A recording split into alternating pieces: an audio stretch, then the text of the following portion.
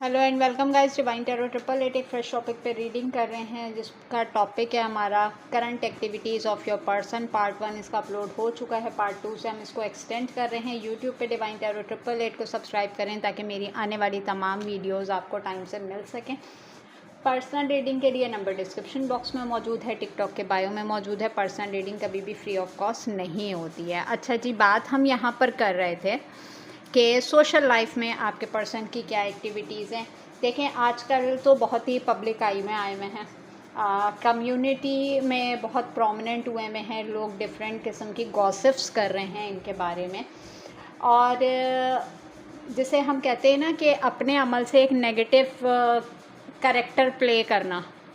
तो अगर मैं बात करूं तो फैमिली लाइफ में और जो है अपने फ्रेंड्स सर्कल में अपनी बहुत ज़्यादा लॉयल्टी शो कराते हुए नज़र आ रहे हैं। किसी को अपने किस्से सुनाना कि मेरी ज़िंदगी का सफ़र बहुत कठिन रहा है और कभी ख़त्म नहीं हुआ और आज तक मैं सफ़र पे ही हूँ, XYZ। और कभी इधर कभी उधर के ज़िंदगी सफ़र में ही गुजर गई, घर का कोई ठिकाना नहीं मिला, या किसी ना किसी से गॉसिप करते हुए नज़र आ रहे हैं। अच्छा, एक चीज़ मैं आपको यहाँ पे बता देती हूँ कि ये जो है ना किसी से सिंपैथी गेन करने की कोशिश कर रहे हैं। अगर मैं बात करूँ तो फेमिनाइन एनर्जी यहाँ पर एक्टिव है इनके सोशल सिनेरियो से। सोशल लेवल पे इनके किसी ना किसी से टर्म्स चल रहे हैं और उनको ना ये बहुत ही अपना जो है ना जिसे कहते हैं डुअल पर्सनैलिटी दिखाना, कि उससे ना हमदर्दी गेन करने के लिए अपने आप को बहुत ही कोई मासूम और कोई गया गुजरा इंसान शो कराने की कोशिश की जा रही है। एक्चुअल में इनकी इंटेंशंस ये हैं कि कोई इनको ना सर्विस प्रोवाइड करे। वो किसी भी फॉर्म में हो सकती है कि जैसे हो सकता है अगर आपसे रिलेशनशिप में रहे हों ये, तो इन्होंने बोला हो कि मुझे किसी किस्म की कोई मखसूस बीमारी है, अल्लाह माफ़ करे, जैसे अक्सर लोग कह देते हैं कि मेरे दिल में सुराख है या XYZ। तो इसी तरह का कोई सिनेरियो मैनिपुलेट करते हुए ये नज़र आ रहे हैं अपने सोशल एक्सपेक्ट से। बाकी अगर मैं यहाँ पे देखूँ तो एक्टिविटीज़ में ये नज़र आ रहा है कि इन्हें ना अपनी ज़िंदगी में बहुत आला मुकाम चाहिए, बहुत ऊपर जाना है इन्होंने, और इन्होंने ऊपर जाने के चक्कर में ही जो है ना इनका सफ़र ख़त्म नहीं हुआ है। जबकि ये इंसान ये बोल गया है कि सफ़र तो डायरेक्ट जब आप ऊपर ही चले जाते हैं ना तो जब ही ख़त्म होता है, वरना तो ख़त्म होता नहीं है। खैर, अब इनको जाके कौन बताए।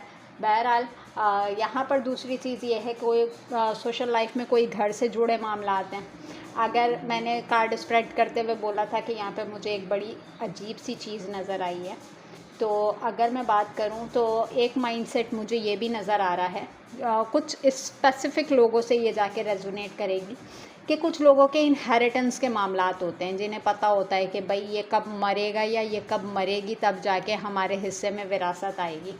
तो कुछ एक्टिविटीज़ में इनकी ये चीज़ें भी नज़र आ रही हैं कि इनको कोई पर्सन इनकी फैमिली में बहुत बीमार नज़र आ रहा है और इनको ये उम्मीद है कि कब ये मरेगा और कब जो है हमारे मामलात सीधे होंगे, कब हमारे अंदर विरासत डिस्ट्रीब्यूट होगी। इस पर्सन का घर किसी ऐसी जगह पे हो सकता है जिसके साइट पे कोई मंदिर हो, क्योंकि अगर आप यहाँ पे देखें कोई बहुत पुराने ज़माने का घर बना हुआ नज़र आ रहा है और उसकी साइड पे, एक साइड पे मस्जिद भी है, एक साइड पे मंदिर भी है, किसी ऐसे प्लेस पे भी हो इस इंसान का घर। बहरहाल अगर मैं सोशल लाइफ में बात करती हूँ तो इनको बहुत ऊपर की तरफ जाना है, इनको अपनी ज़िंदगी में बहुत हाई ऑनर चाहिए, चाहते हैं कम्युनिटी के लोग मुझसे ठीक रहें, यानी कि मैं बुरा भी हूँ या बुरी भी हूँ तो एटलीस्ट कम्युनिटी के लोग मुझे अच्छा समझें, मेरी बात पे फोकस करें, मेरी तारीफ़ करें।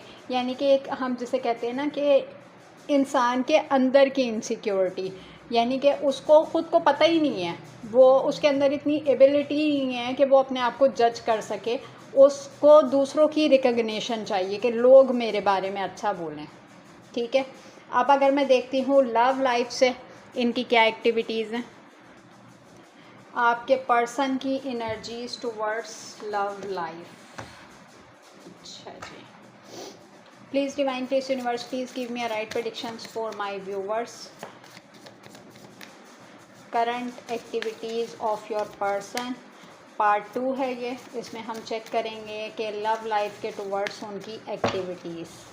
Keep an open mind, Stay optimistic about your love life. Let go of control issues. Separation, अच्छा जी. Wedding, you deserve love. It is safe for you to love. Heart to heart conversation, this could be the one. And the last one is romantic feeling. अच्छा जी, अगर मैं बात करती हूँ इनकी love life के towards इनकी एक्टिविटीज़, तो आजकल अपनी ज़ात को बहुत प्रायोरिटी देना शुरू हो गए हैं. ये जिस तरीके से हो सकता है आपने सेल्फ लव प्रैक्टिसेस की हो, इसी तरीके से ये भी आजकल सेल्फ लव प्रैक्टिसेस पे बहुत ज़्यादा काम कर रहे हैं. और अगर मैं लव लाइफ के अकॉर्डिंगली बात करूं तो इनको एक चीज़ का रियलाइजेशन ज़रूर है कि जिस तरीके से इस इंसान ने आपको कंट्रोल करके रखा, कोई भी बंदी या कोई भी बंदा, जेंडर स्पेसिफिक है अपने तरीके से लीजिएगा, कि कोई भी बंदा या कोई भी बंदी इनके कंट्रोल में इस तरीके से नहीं आता. ठीक है, हो सकता है कि एक मेजर चीज़ आप लोगों के बीच में ये रही हो वेडिंग से रिलेटेड मामला, और इनको ऐसा लगता था कि जैसे कि शादी हो ना हो फिर भी हमारी लव लाइफ सेफ़ है, सिक्योर है. लेकिन ना जब ये किसी को कंट्रोल करने की कोशिश कर रहे हैं तो इनको ये चीज़ समझ में आ रही है कि आप एक लवेबल पर्सनैलिटी थे और आप लव को डिज़र्व करते थे, जबकि इन्होंने इस सिचुएशन में आपसे सेपरेशन पीरियड मेंटेन किया, आपको कोई कमिटमेंट नहीं दी, और आप जैसा कोई नहीं हो सकता. जिस तरीके से आपने इस पर्सन को सर्व किया है इस तरीके से कोई नहीं कर सकता. यानी कि हार्ट टू हार्ट कन्वर्सेशन नहीं कर पाते किसी से ये. और इनको इतना ज़रूर पता है कि अगर इन्होंने अपनी रोमांटिक लाइफ एक्सप्लोर की है तो जैसा साथ आपका रहा है वो साथ इनको अभी तक कहीं नहीं मिला है.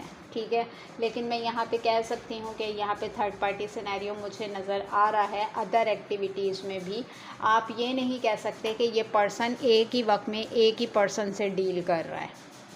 ठीक है, तो इसीलिए मैंने ये डेक स्प्रेड करने से पहले ही आपसे बोल दिया था कीप एन ओपन माइंड. अच्छा, अगर मैं बात करती हूँ इनकी एक्टिविटीज़ में, तो लव लाइफ में अभी ये कोई डिसीजन लेते हुए नज़र नहीं आ रहे. हाँ, ये ज़रूर है कि अपने ऑप्शन ज़रूर एक्सप्लोर कर रहे हैं, और जितना ये अपने ऑप्शंस को एक्सप्लोर कर रहे हैं उतना आपकी वैल्यू को समझ रहे हैं. ठीक है, अब यहाँ पे मैं चेक भी कर लेती हूँ next action of your person. जब आपने सब कुछ इनके बारे में जान ही लिया है तो यहाँ पे नेक्स्ट एक्शन भी मैं चेक कर लेती हूँ कि इस पूरी सिचुएशन में इस पर्सन का नेक्स्ट एक्शन क्या होगा आपके towards. The justice, 4 of wands, 3 of cups. अच्छा, किसी ना किसी दोस्त से अच्छा मशवरा इनको ज़रूर मिलेगा और इंसाफ आपकी तरफ ज़रूर आएगा. थोड़े से पेशेंस के साथ चलें. अगर तो ये पर्सन कमिटमेंट से भागा था, ये पर्सन आपको बिना कोई क्लैरिटी दिए भागा था, या आपने इसके सामने कोई ऑप्शन रखा कि यूनियन की बात जब ही होगी जब किसी किस्म का कमिटमेंट होता है, जब किसी किस्म का जस्टिस किया जाता है, तो नेक्स्ट एक्शन में आप एक्सपेक्ट कर सकते हैं कि ये पर्सन आपकी तरफ ज़रूर आएगा और जस्टिस के साथ आएगा. अगर तो यूनियन की बात पे रुका है तो यूनियन आपका होगा, कमिटमेंट की बात पे रुका है तो कमिटमेंट ज़रूर होगा. और इसको ऐसी कोई एडवाइस जो मिलेगी वो अपने किसी क्लोज़ फ्रेंड सर्कल में से मिलेगी, और या हो सकता है ये कोई आपका म्यूचुअल फ्रेंड हो. I am sorry,